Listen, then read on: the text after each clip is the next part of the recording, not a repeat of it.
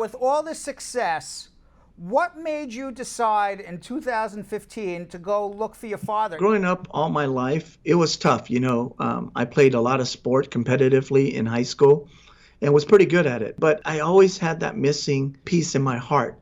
Not having parents there to support me, Brad, it was so tough. I wonder how he looked, how he sounded like. So growing up, yeah, I always thought about someday hoping to find my dad, but not until 2015 when I was in more of the spotlight. Now people pay attention a little bit. I was at an event one day, and a newspaper writer from the OC Register says, Hugh, you're in charge of everybody's record from birth, death, and marriage, and you don't even know who your father is. I want to write an article about you. I told him, thanks for reminding me. Yeah. Great. And so at that moment, he wrote a really nice article on the OC Register.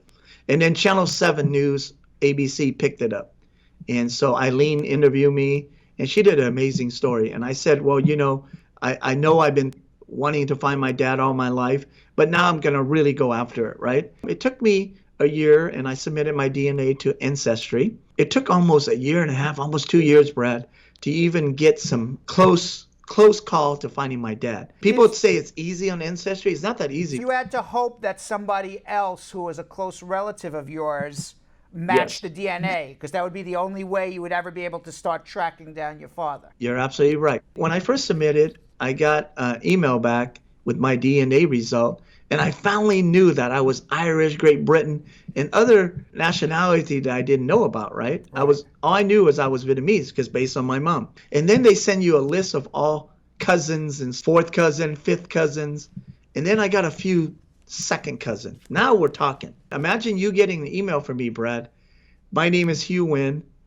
I was born in Vietnam. I'm looking for my dad who served in Vietnam. I hope you can help me because I'm told you're my cousin. Right. So I had a few really bad experiences. One, some guy told me, I can't disrupt my family. Why are you bothering me? And I said, I don't want anything. I just want to know who my father is. And I had this other case before I found my dad. She was like, my dad would not do that. And I said, I'm sorry. I'm not trying to accuse your dad of doing anything, but I just want to find my father. She said, if I find out anything, I will reach back to you. And she took her DNA test, Brad, and she called me and she says, we're not related. And I told my wife, thank God she's not related to me because she was so mean to me, Brad. Oh, my God. A lot of people were unhappy to find out that they possibly had a relative who was born out of wedlock in Vietnam. I had a few, yes. Yeah. I got to tell you that. I started giving up a little bit, and so my wife said, just hang in there. Last year in June, I got a hit with a lady named Sherry Stokes. And she was my second cousin, so I sent her an email. And she contacted me a month later, and she said, I believe I know who your father is. And I said, okay, that's awesome. And so we started talking, and she says, I'm going to contact Roy, and I'm going to tell him that it looks like the match, because she asked me where I was born, what year I was born. And so she can find out when he was stationed there. First, he said he wasn't sure if it was him.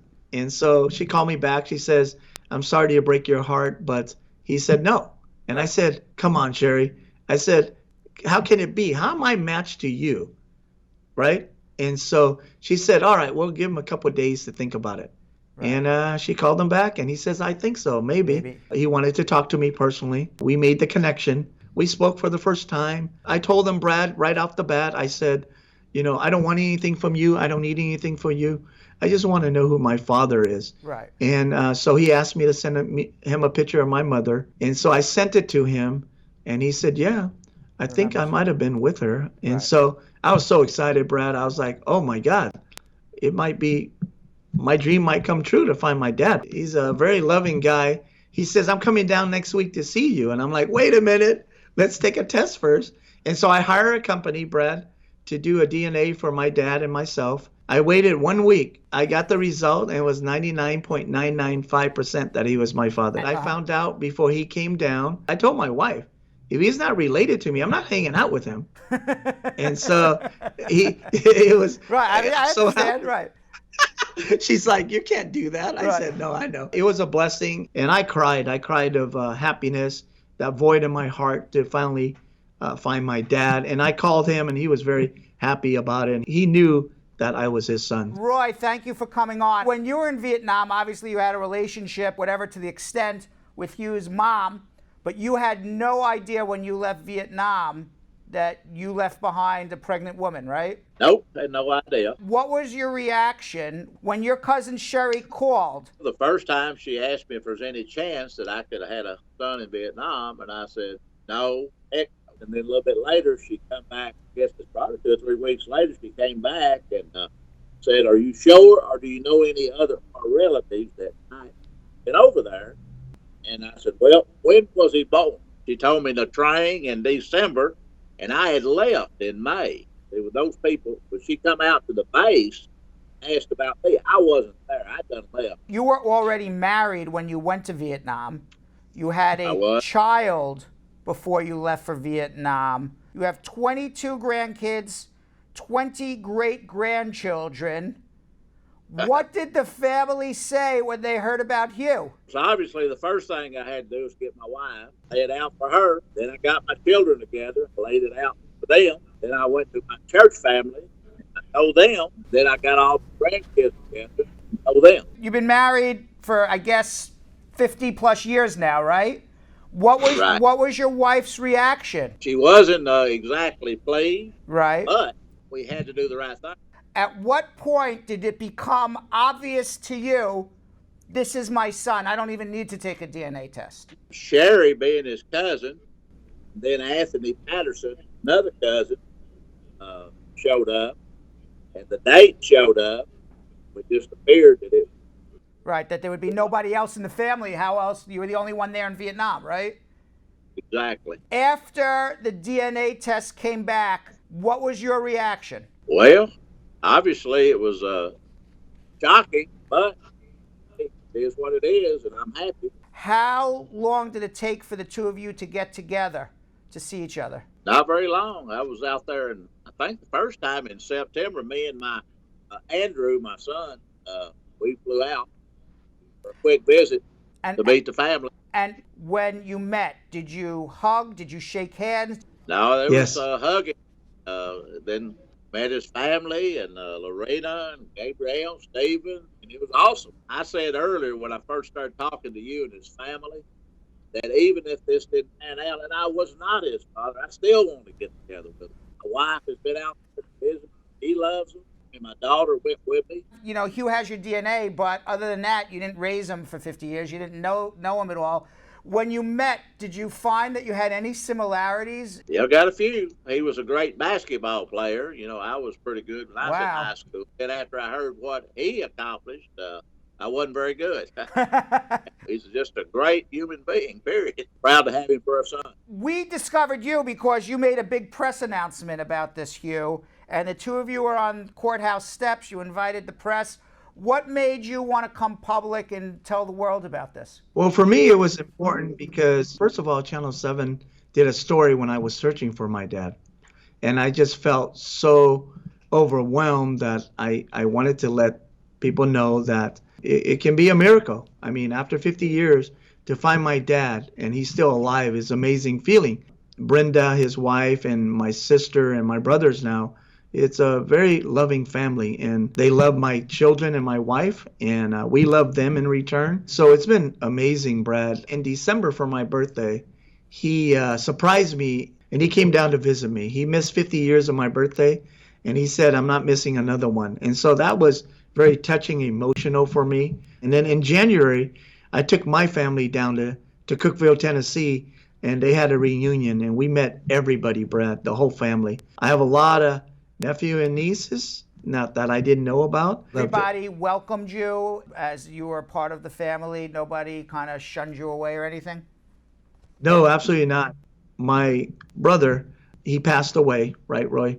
And so his children asked me if I can go with them to his grave to meet their dad. And I said, absolutely. There's no way I'm missing that. And so that was really emotional for me and my family. Mm-hmm. And the two of you have also gone to the Vietnam Memorial in Little Saigon. Was it emotional going to the Vietnam War Memorial? It was the first time for me to get back on the ship, USS Midway, which is a museum in San Diego now. And so to be on that ship with over 1,000 refugees. And to see the captain, he's still alive. Very emotional day for us. And I went around and gave all the U.S. Navy men a hug. And I was 7.5 years old, Brad, so I thank them all. And to be able to speak to the group, I got to speak and gave a speech. Yeah, it was a beautiful, amazing day. Did you remember the ship at all? Bits and pieces.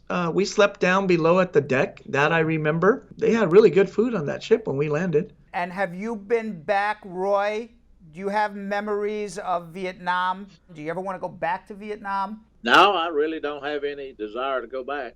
Did what we had to do. Right. We could. Hugh, have you ever been back to Vietnam? No, I have not. I want to someday. Hugh, your mom is here in the United States now. Did she support you in helping look for Roy? She had no opinion. Told me, why you want to look? I said, because I need to know. And thank God he is alive, because I never thought, my dad would be alive, but he is, and I'm so happy about that. Hugh, you had a younger sister, Linda, and Linda is well here in the United States.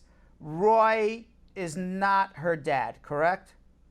It would be impossible. He's not. It would be impossible because Roy was already out, or is already out of Vietnam. Did she ever look for her father? Yes, I convinced her to do the ancestry test also. She has connected with who she believes is her dad, but he passed away like 5 years ago. Her grandfather, his dad, is still alive. So I think she's planning to go to Michigan, soon, to do a DNA to make sure that the grandfather, his son, is her dad. Right, and then she would know that her father had passed. So at least she has some Yes. closure there as well. You said there was 25,000 Asians that were born to a Vietnamese woman and an American soldier. Many are in the United States, many are in Vietnam.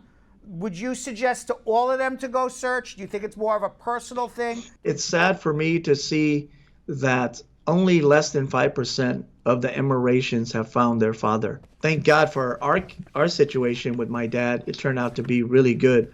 But a lot of us Emiratian just want to know who our father is. But I think a lot of people, Brad, are scared that, maybe the Emiratian children want something, or it's a disruption to the family. I mean, if you really think about it, the only thing I can say is good things can come out and can happen, just like my father and I would tell all the veterans, don't be scared. Well, Hugh and Roy, it's amazing, beautiful story. It's sad in a way that it took you 50 years, but as you said, it's better late than never. Tell me what the American dream means to you and if you feel that you've achieved it. Roy, I'll start with you. Well, of course, I'm 72 years old now. I've had a good life. I've got a great family, great wife. I've had a good job. I pretty well did what I enjoyed doing most of my life. So I'm good. For me, it's the freedom, democracy, freedom of speech, and to have an opportunity to live in this great country and to be where I'm at. It's a blessing that if you work hard, you can become anything you want to be. And so for me, and having a great family, and now that I found my dad, I feel that it's a great American dream for me in this great country, Brad. Because of this DNA, I have found a sister that I never knew. Really? Wow. Yeah. DNA ancestry.com put in a good word for us. They are to get me and you to do them a commercial. Thank you very much, both of you, for coming on. I really appreciate your time, and it is a beautiful story. Yeah, thank you for having me.